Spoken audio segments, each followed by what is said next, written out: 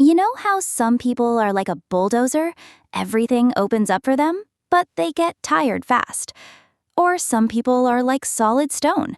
They don't move, they don't change. And some people are like the wind. They can switch direction anytime. None of this is accidental. Today we're going to break down the chart's driving engine, elements of the chart, and qualities, also known as modalities. We're going to learn how to find energy harmony in our lives. Modalities tell us what's the learned pattern for how you deal with the physical world. The cardinal signs are the starters of the zodiac. They show up at the beginning of each season to kick off a new cycle, like super gasoline. If cardinal energy starts something, fixed energy is what pushes it to the finish line. They have unusual resistance to change. They can become attached to their ideas and opinions. Their engine may turn on later, but once it's on, nobody can stop them. Taurus, stability in the physical, material world. Leo, stability in goals and desires. Scorpio, power and transformation.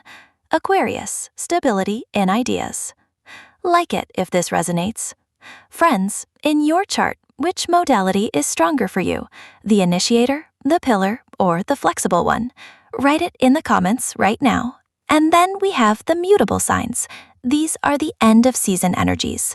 Mutable people are the most flexible and adaptable because they've learned how to adjust to new conditions. They're the bridge between the past and the future. Gemini, knowledge, changing through learning.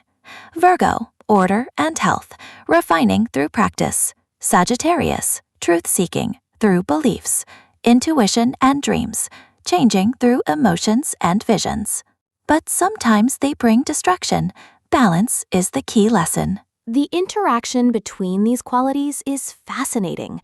Cardinal energy creates friction with fixed energy. One wants to move forward, the other doesn't want to budge. But cardinal energy with mutable energy is a great match. Because none of these qualities are complete on their own, we need all three: starting, continuing, and changing. Your chart is a whole set of these engines. None of them is bad or good. You just have to learn how to use them. Comment below, which quality dominates your chart, and how do you live it? Subscribe and hit the notification bell so you don't miss the next deeper chart analysis. The stars show the path, but it's you who turns the engine on. Until the next video, stay radiant.